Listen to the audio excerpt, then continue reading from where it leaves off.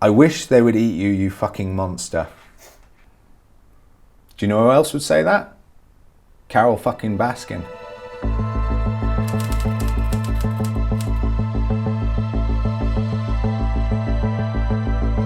Hi, I'm Thomas Chipperfield, I'm a lion trainer and I'm going to be reacting to some of your comments on my videos. Alright, let's go. The world still has lion tamers in 2019. Yes, we do, and it's 2020. I thought animals in circuses were banned. The answer to that is in the UK, wild animals in travelling circuses is banned. You can work with wild animals in any other setting, and you can still work with domestic animals in a circus. I wonder if anyone has ever been injured by his animals. Looks dangerous. I've never been injured by the big cats where it's required any attention. I've had things like I've been headbutted by the lions, I've had the lions fall on me, I've even had one slap me once, but I've never had anything that would require any treatment of any serious kind. If the animals weren't happy, this man would be dead by now. Get over it. That's the right answer there. These animals are very powerful, very strong, and they are smart enough to know that I don't stand a chance. I wish they would eat you, you fucking monster. Do you know who else would say that? Carol fucking Baskin. I'm quite used to the death threats at this point, I have to say. I've been threatened, people threatened to shoot me. People have threatened to burn me in a stack of tires. People have threatened to kidnap me and torture me, and people have threatened to kidnap my mother, and just lots of lovely stuff, really. I do have to, with reasonable regularity, keep my local police force informed of these sort of things. So it's never nice, because to a degree you have to take this sort of thing seriously, but for the most part it's nearly always just been words and not action. Where does he actually get these animals from? Black market? No. We've bred a lot of our animals ourselves, and then others we've sourced from other circuses, and then from other private collectors and the like. We don't actually source animals from the black market, and the truth is I wouldn't even know where to begin to look for the black market. Circuses known to be vile to their animals, also now illegal in the UK, drugged, declawed and teeth removed. False. No. I don't drug my animals, I don't declaw them, and their teeth aren't removed. How would they eat if they don't have any teeth? I couldn't pass an inspection without those sort of things being checked upon. Drugged animals show very, very specific behaviours that are abnormal. So that wouldn't pass any scrutiny from a vet.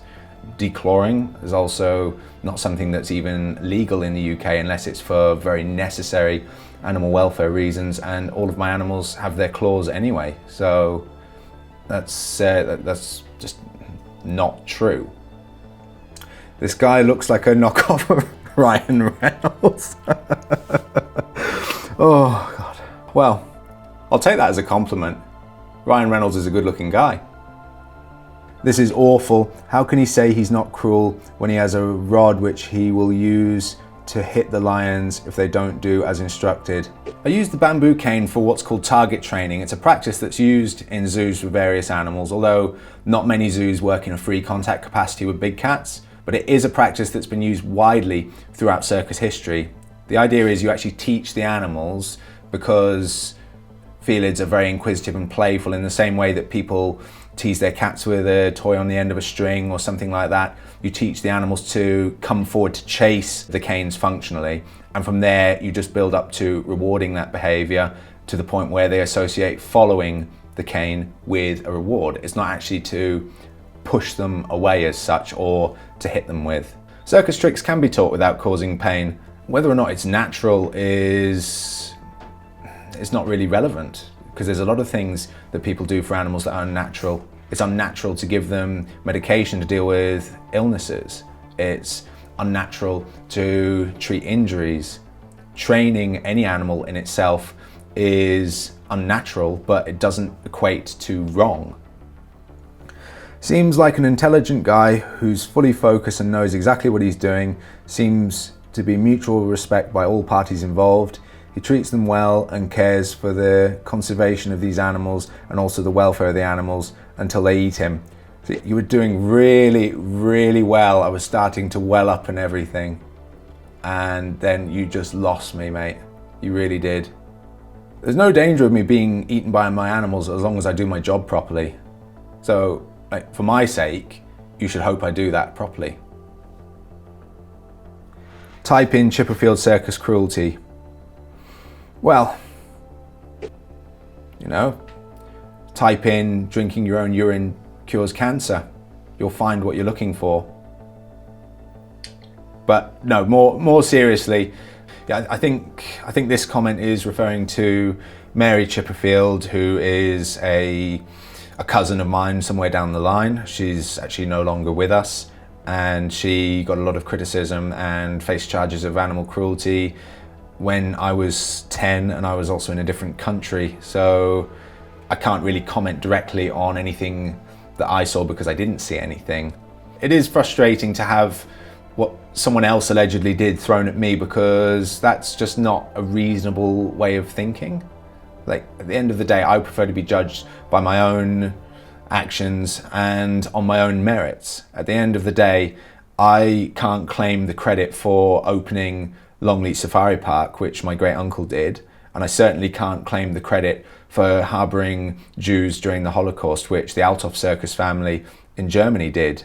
So why should I be burdened with the guilt of anyone's sins from in the circus community? At LADbible, who gives a flying fuck anyway? Well, this is my work, I do. I'm really sorry, but I care deeply about this.